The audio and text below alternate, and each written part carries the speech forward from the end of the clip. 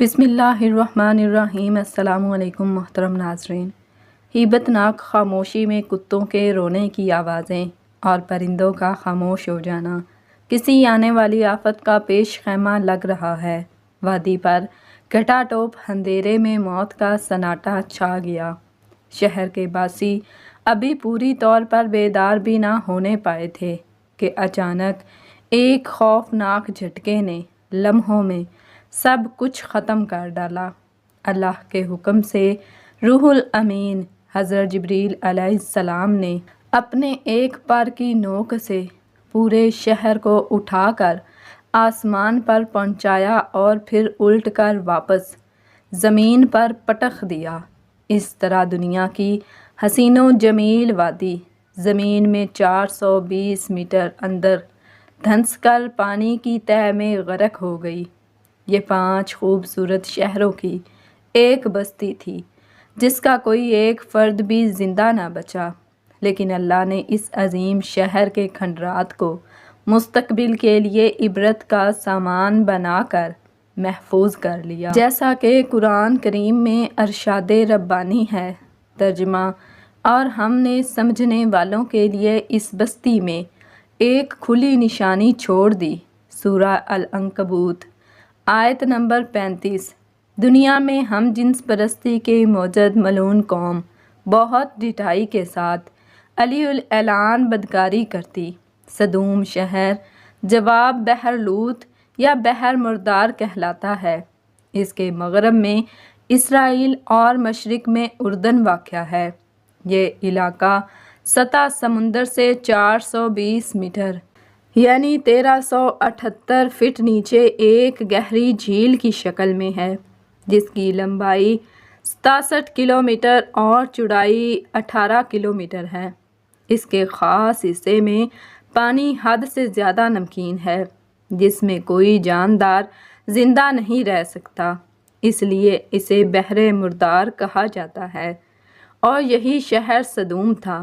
یہ علاقہ 5 اچھے اور بڑے شہروں پر مشتمل تھا، جن کے نام سدوم، عمورہ، ادمہ، سبوبیم اور بالغ یا صغر تھے۔ سدوم ان شہروں کا دارالحکومت اور مرکز سمجھا جاتا تھا۔ حضرت لوط علیہ السلام کا قیام اسی سرزمین پر تھا۔ حضرت لوط علیہ السلام کے والد کا نام باران تھا اور یہ حضرت ابراہیم علیہ السلام کے بھتیجے تھے۔ ان کا بچپن حضرت ابراہیم علیہ السلام کے زیر سایہ گزرا۔ حضرت لوط علیہ السلام اور حضرت سارہ علیہ السلام ملت ابراہیمی کے پہلے مسلم اور سابقون الاولون میں سے تھے۔ یہ حضرت ابراہیم علیہ السلام کی ہجرتوں میں ہمیشہ ان کے ساتھ ساتھ رہے۔ توریت میں کہ مصر میں قیام کے دوران ان کے اور حضرت ابراہیم علیہ السلام کے پاس دیگر ساز و سامان کے علاوہ مویشیوں کے بڑے بڑے ریوڑ بھی تھے۔ دونوں کے چرواہوں اور محافظوں کے درمیان عموماً کشمکش رہتی، چنانچہ باہمی رضامندی سے دونوں نے یہ فیصلہ کیا کہ حضرت لوط علیہ السلام مصر سے ہجرت کر کے مشرقی اردن کے علاقے سدوم اور عمورہ چلے جائیں گے اور وہاں دین حنیف کی تبلیغ کریں، اور حضرت ابراہیم علیہ السلام واپس بیت المقدس چلے جائیں۔ حضرت لوط علیہ السلام اپنا ساز و سامان اور مویشیوں کا ریوڑ لے کر سدوم کی سرسبز و شاداب سرزمین میں بس گئے تو دیکھا کہ وہاں کے باشندے تو فواحش اور مصیبتوں میں اس قدر مبتلا ہیں کہ الامان الحفیظ دنیا کی کوئی برائی ایسی نہ تھی جو ان میں موجود نہ ہو۔ دیگر بدترین عیوب و فواحش کے علاوہ یہ قوم ایک نہایت غلیظ عمل کی موجد بھی تھی، جسے آج کی جدید دنیا میں ہم جنس پرستی کے نام سے جانتے ہیں۔ یہی وہ بدبخت قوم ہے جس نے یہ ناپاک فعل بد ایجاد کیا۔ زیادہ خیاشت اور بے شرمی کی بات یہ تھی کہ یہ لوگ علی الاعلان فخر و مباحات کے ساتھ یہ بدکاری کرتے تھے۔ ایک دفعہ حضرت سارہ علیہ السلام نے اپنے گھر کے خادم خاص العاز کو حضرت لوط علیہ السلام کی خیر خبر کے لیے سدوم بھیجا۔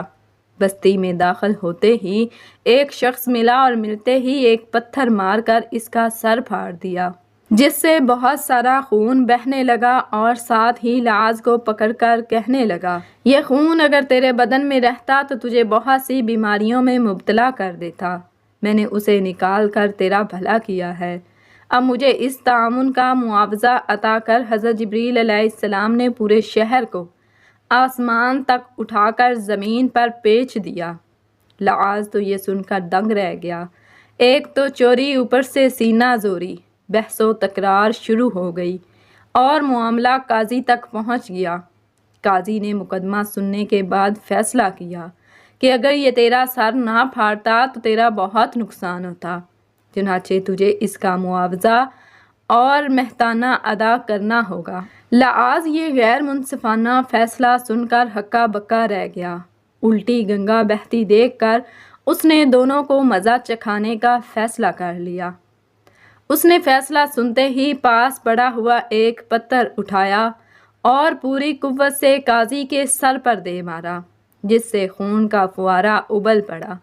پھر بولا، اے قاضی، میں نے تیرا سر پھاڑ کر اور خون بہا کر جو تیرا بھلا کیا ہے اس کا معاوضہ اس شخص کو دے دینا، جسے معاوضہ دینا میرے ذمہ ہے۔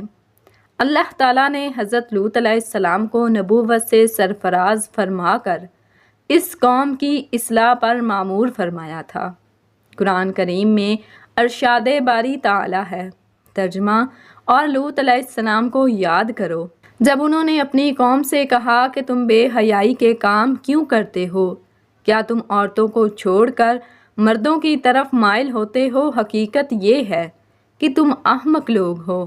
حضرت لوط علیہ السلام اپنی قوم کی عادات بد کی وجہ سے بڑے پریشان رہتے اور دن رات انہیں واعظ و نصیحت فرماتے رہتے، لیکن قوم پر ان کا کوئی اثر نہ ہوتا۔ وہ ڈٹائی اور بے شرمی کے ساتھ فخریہ بدعات میں مشغول رہتے۔ حضرت لوط علیہ السلام کا نہ صرف مذاق اڑاتے بلکہ ان کے ساتھ بہت سخت رویہ رکھتے۔ ارشاد باری تعالیٰ ہے، ترجمہ، اور قوم لوط نے بھی پیغمبروں کو جھٹلایا جب ان سے حضرت لوط علیہ السلام نے کہا کہ تم کیوں نہیں ڈرتے، میں تو تمہارا امانت دار پیغمبر ہوں، تو اللہ سے ڈرو اور میرا کہنا مانو، اور میں تم سے اس کام کا بدلہ نہیں مانگتا، میرا بدلہ اللہ رب العالمین کے ذمہ ہے۔ کیا تم تمام عالم میں سے صرف لڑکوں پر مائل ہوتے ہو اور تمہارے پروردگار نے تمہارے لیے تمہاری بیویاں پیدا کی ہیں، ان کو چھوڑ دیتے ہو؟ حقیقت یہ ہے کہ تم حد سے نکل جانے والے ہو۔ قوم کو حضرت لوط علیہ السلام کا واعظ و نصیحت بہت برا محسوس ہوتا، چنانچہ انہوں نے نہایت سختی سے کہا، اے لوط علیہ السلام، اگر تم باز نہ آئے تو ہم تمہیں شہر بدر کر دیں گے۔ حضرت لوط علیہ السلام لطف و نرمی کے ساتھ واعظ و نصیحت کرتے رہے، قوم کی خباثت، بے حیائی، بدکاری اور فسق و فجور پر ملامت کرتے ہوئے انہیں شرافت و پاکیزگی و طہارت کی زندگی رغبت دلاتے رہے، مگر ان کی آنکھوں پر بے حیائی کا پردہ پڑ چکا تھا۔ تمسخرانہ انداز میں گویا ہوئے، حضرت لوط علیہ السلام اور اس کے خاندان کو اپنے شہر سے نکال دو، یہ بے شک بہت ہی پاک لوگ ہیں۔ حضرت لوط علیہ السلام نے دین ابراہیمی کی تبلیغ کا سلسلہ جاری رکھتے ہوئے بھری محفل میں انہیں غیرت دلائی۔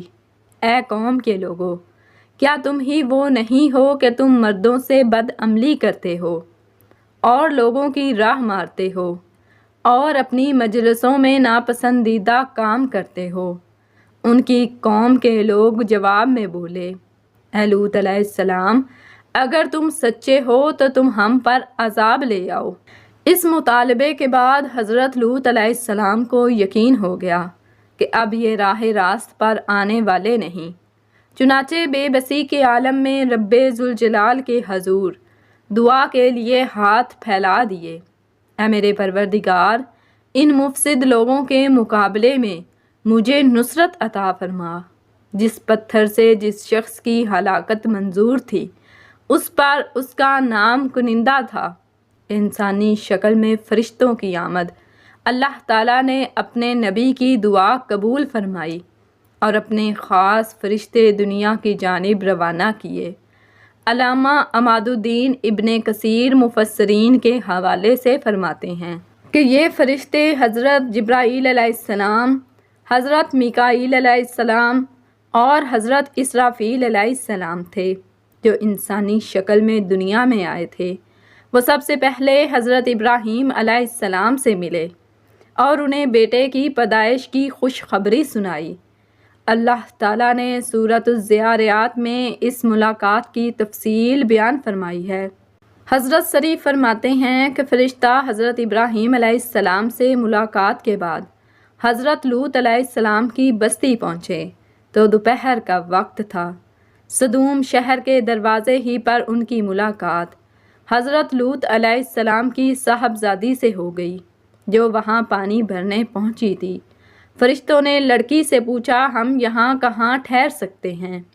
لڑکی نے جواب دیا کہ آپ اس جگہ رکے ہیں، میں واپس آ کر بتاتی ہوں۔ در حقیقت لڑکی کو اس بات کا ڈر ہوا کہ اگر یہ قوم کے ہاتھ لگ گئے تو قوم ان کے ساتھ لازماً برا سلوک کرے گی، کیونکہ تینوں فرشتے خوبصورت نوعمر لڑکوں کے روپ میں آئے تھے۔ لڑکی نے گھر پہنچ کر والد کو صورتحال سے آگاہ کیا۔ حضرت لوط علیہ السلام فوری طور پر ان کے پاس پہنچے اور جب انہوں نے اپنے سامنے حسین و جمیل نوعمر لڑکوں کو دیکھا تو سخت پریشانی اور گھبراہٹ میں مبتلا ہو گئے۔ انہیں اپنی قوم کی عادت قبیحہ کے پیش نظر خطرہ تھا کہ قوم ان کے ساتھ بدسلوکی کرے گی۔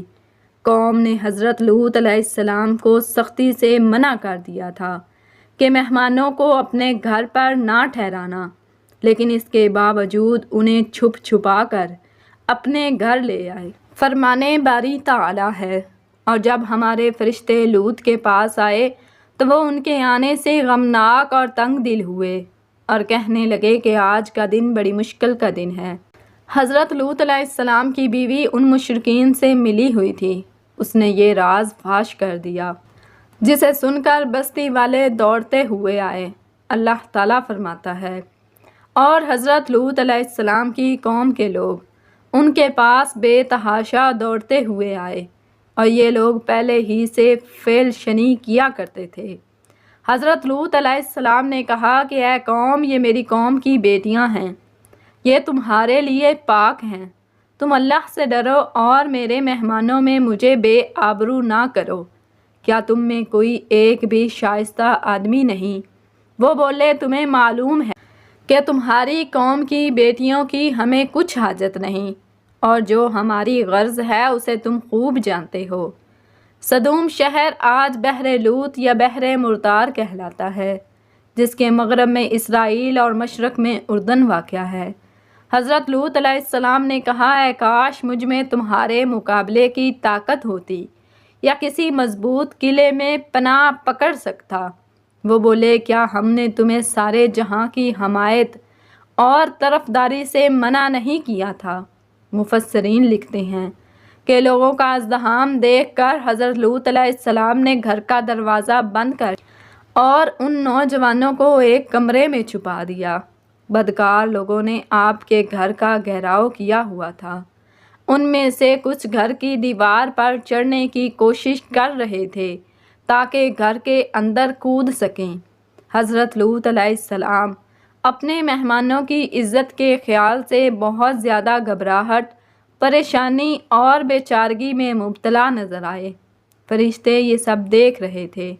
جب انہوں نے ایک طرف حضرت لوط علیہ السلام کی بے بسی اور پریشانی دیکھی اور دوسری طرف نشے میں بدمست لوگ دیوانہ وار گھر کے اندر گھسنے کے لیے بےتاب اور بے قرار نظر آئے، تو فرشتوں نے حقیقت سے پردہ اٹھاتے ہوئے حضرت لوط علیہ السلام کو مخاطب کیا، اے لوط، ہم آپ کے رب کے بھیجے ہوئے فرشتے ہیں، یہ لوگ ہرگز آپ تک نہیں پہنچ سکیں گے۔ کچھ رات باقی رہے تو اپنے گھر والوں کو لے کر چل پڑنا، اور تم میں سے کوئی شخص پیچھے مڑ کر نہ دیکھے مگر سوائے تمہاری بیوی کے جو آفت اس قوم پر پڑے گی وہی اس پر بھی پڑے گی۔ عذاب کے وعدے کا وقت صبح کا ہے جو اب زیادہ دور نہیں۔ مفسرین لکھتے ہیں کہ حضرت لوط علیہ السلام حقیقت حال جان کر مطمئن ہو گئے اور اپنے اہل خانہ کے ساتھ رات ہی کو نکل کھڑے ہوئے۔ بیوی بھی ان کے ساتھ تھی، لیکن دور جا کر وہ واپس اپنی قوم کی طرف پلٹ گئی اور قوم کے ساتھ عذاب الہی کا شکار ہوئی۔ حضرت لوط علیہ السلام کے خاندان میں صرف 2 بیٹیاں اور کوئی مرد نہ تھا، چنانچہ وہ دونوں بچیوں کو لے کر صغر نامی بستی میں چلے گئے، جسے لوگ غرزغر کہتے ہیں۔ عذاب الہی کی ابتدا ارشاد باری تعالیٰ ہے۔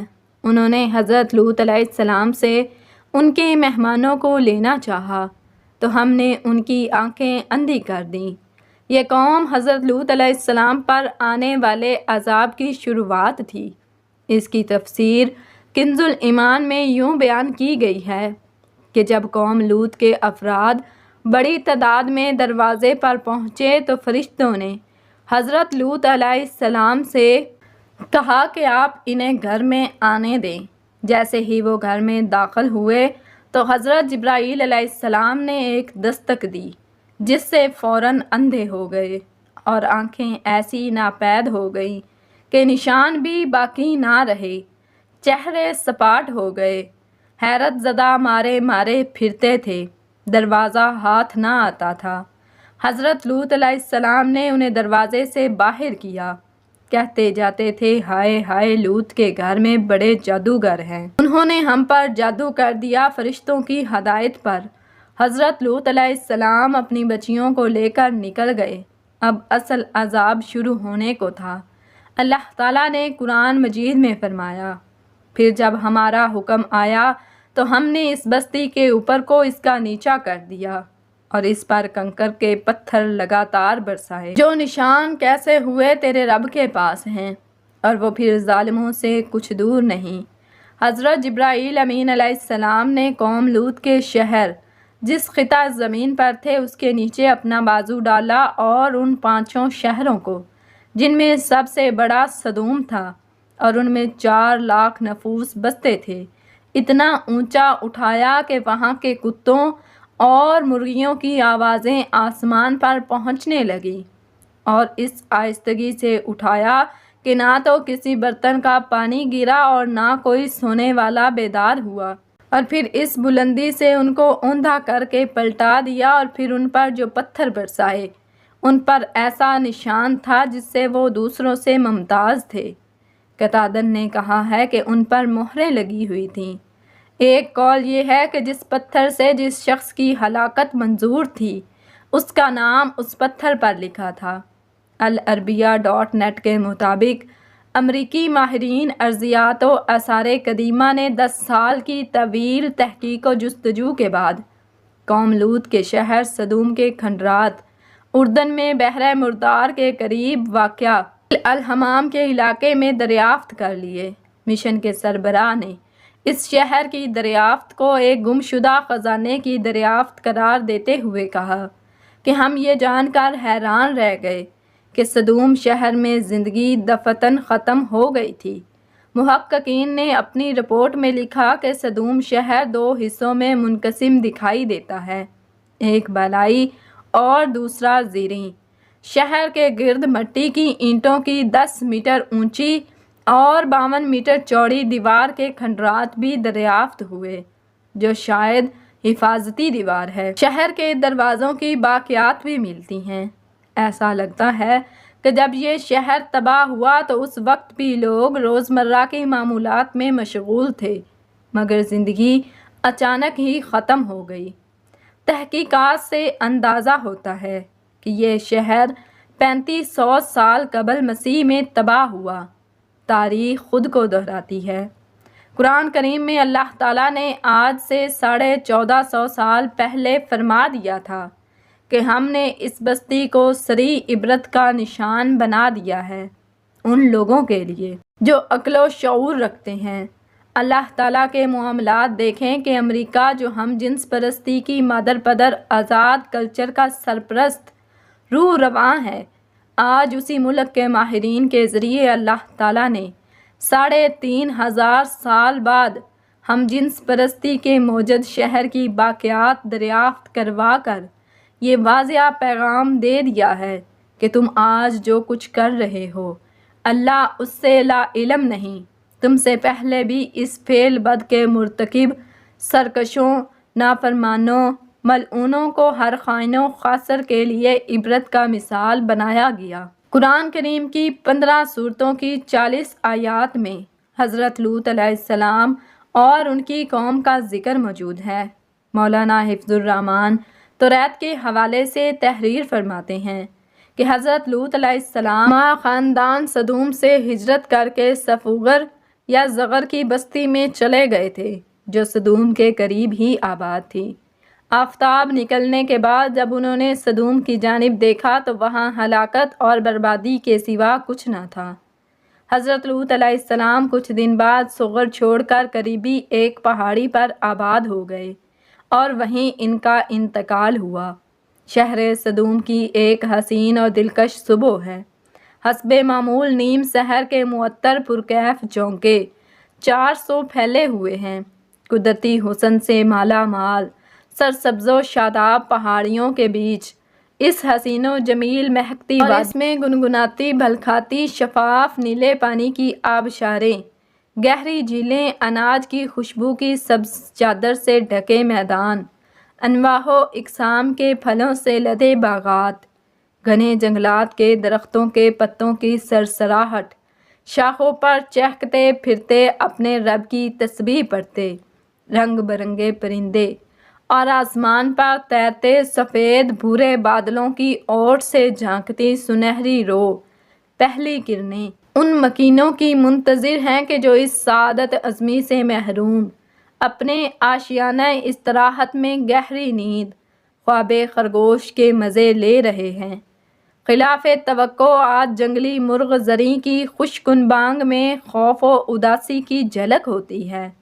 ابھی مشرق سے ابھرتے سورج کی چمکدار کرنیں شہر کو مکمل طور پر اپنی لپیٹ میں نہ لے پائی تھیں کہ اچانک خوبصورت ماحول میں وحشت ناک خاموشی چھا گئی۔